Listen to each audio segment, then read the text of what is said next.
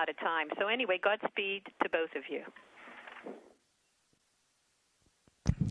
Thank you, Marcia. Endeavour ISS, this is Houston ACR.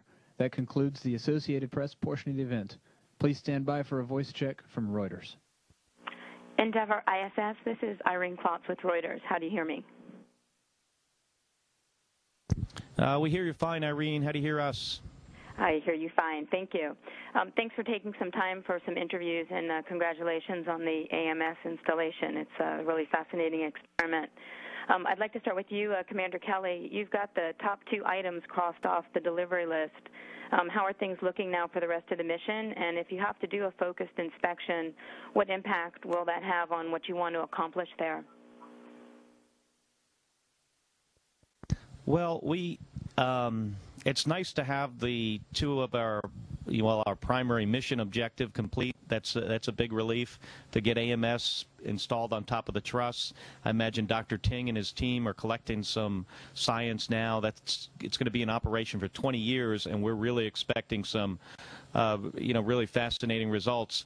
ELC3 is installed as well, so it is, as you were asking, it's a pretty big relief, but we do have a really compressed timeline while we're here at the space station for another 9 to 10 days. We've got 4 EVAs. The first one starts tomorrow. We're working really hard to get ready for that. So we got a lot ahead of us.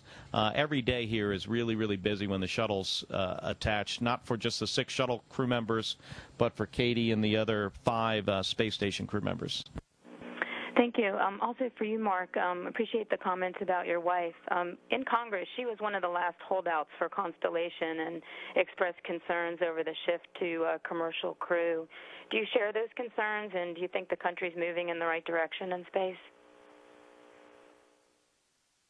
Yeah, you're right. She was a late holdout, gave a speech on the floor in favor of Constellation. But at the same time, she understood the importance of commercialization. She was looking for a balanced approach, and we haven't chatted about this recently, but I think she'd like the direction that it's going. There's been some really valuable tests that some companies have done that have been some pretty good results, and over the next few years we're going to see we're going to hopefully see some of these new space companies do really, really well, and I know she's excited about that and looking forward to it. Thank you. And for Katie, a couple questions for you. First of all, how's it been having these early risers as house guests? Is this dual shift plan working? It's working out great. They were totally quiet. It was like any other morning on the space station. I set my alarm and got up and realized that they'd been up for hours. But we have really great sleep stations that are very soundproof, and plus we work hard, so we're pretty tired, I think. So it works out just fine. Good, thank you. How hard is it going to be for the remaining station crew members to keep the outpost going, particularly with the shuttle crew aboard as guests? Well, this shuttle crew, it's like, there's guests that are just not guests. 2 of them have flown before on station, and all of them just have a really great attitude about working together. And I think that makes it a lot easier for the 3 folks that will remain, Ron and Sasha and Andre. And so, it is more work. And actually, Paolo and I, if you took our vote, we would stay and make sure that we saw them off and then go back home. But this is just the way the vehicles line up. And Ron's been here for a while, and he knows the ropes. And it's, I think it just turns into a bunch of people working together, making the best of it, and it'll be fine. Thanks. How important are these last EVAs by shuttle crew members for ISS operations after the shuttle's retired?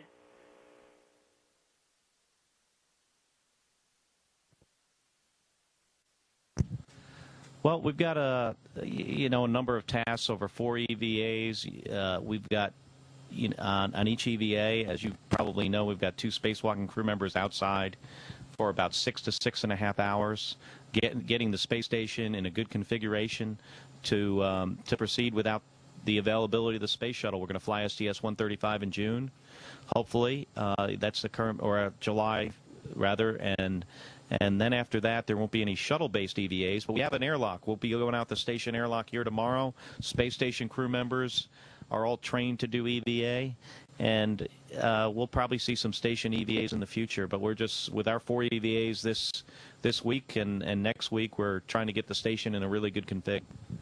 Thanks. I'm told we're out of time. Good luck with the rest of the mission, and safe landing, Katie.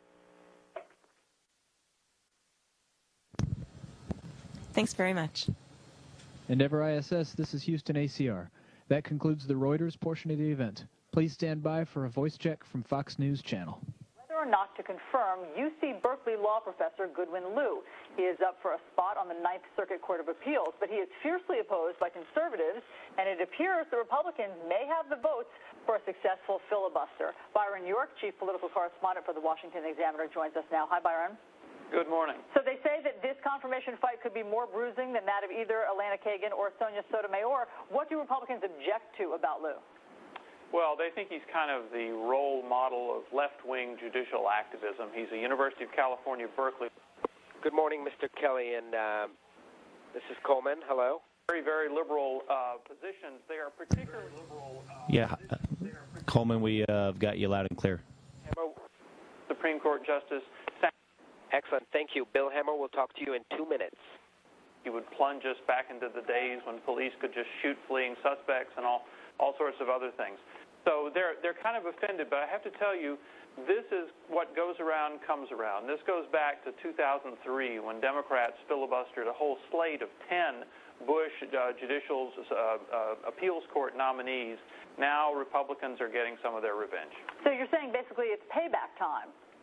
It absolutely is. Republicans were, you may remember, Republicans were outraged at this. This was really quite unprecedented for Democrats to filibuster a slate of 10 nominees.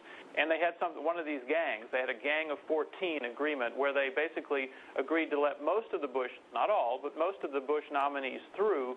And then they said they would only use filibusters in the future in extraordinary circumstances. But they left it up to each senator to define what extraordinary circumstances are.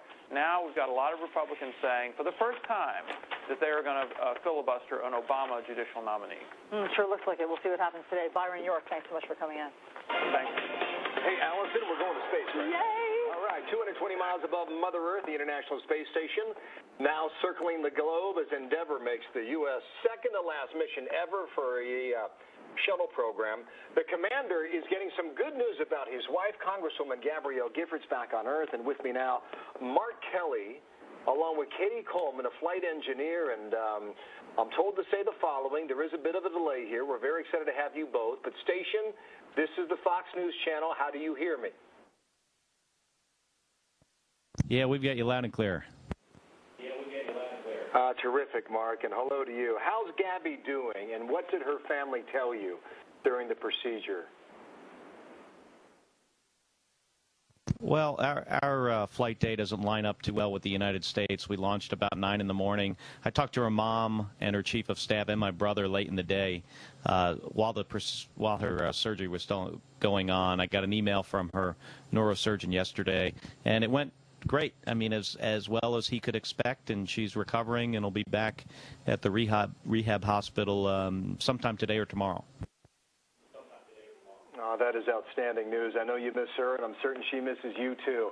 You know, at liftoff, I was down there in Florida, and you said during liftoff, in part, you said, it is in the DNA of our great country to reach for the stars and explore, and then you said we must not stop. What do you mean by that, Mark?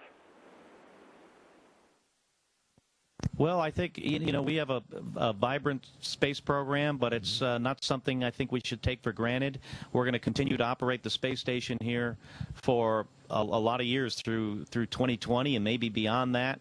And my point is that I think it's really, really valuable to not only the American people, but everybody on the planet. So it's something we need to continue, focus on, invest in.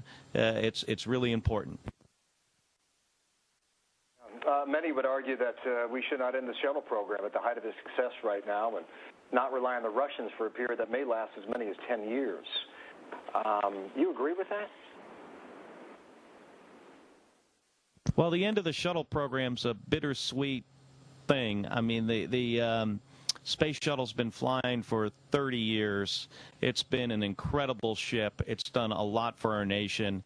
But it's 30 years old, and at some point we got to decide to move on to a new vehicle, and a vehicle that we can one day use for exploration, and hopefully we'll move in that direction. We're building a heavy lift vehicle. We're contracting with some private companies for some commercial capability to access low Earth orbit, and it's we're still moving forward. Unfortunately, we're not going to have a U.S. crewed vehicle for the immediate future, but that's not going to be forever, and we've had gaps like this before. Yeah. I know you have Gabby's band on your wrist, and you're wearing the wedding ring around your neck, and can you show our audience that? And while you do that, Katie, I want to know what kind of a shuttle mate he is up there in the International Space Station.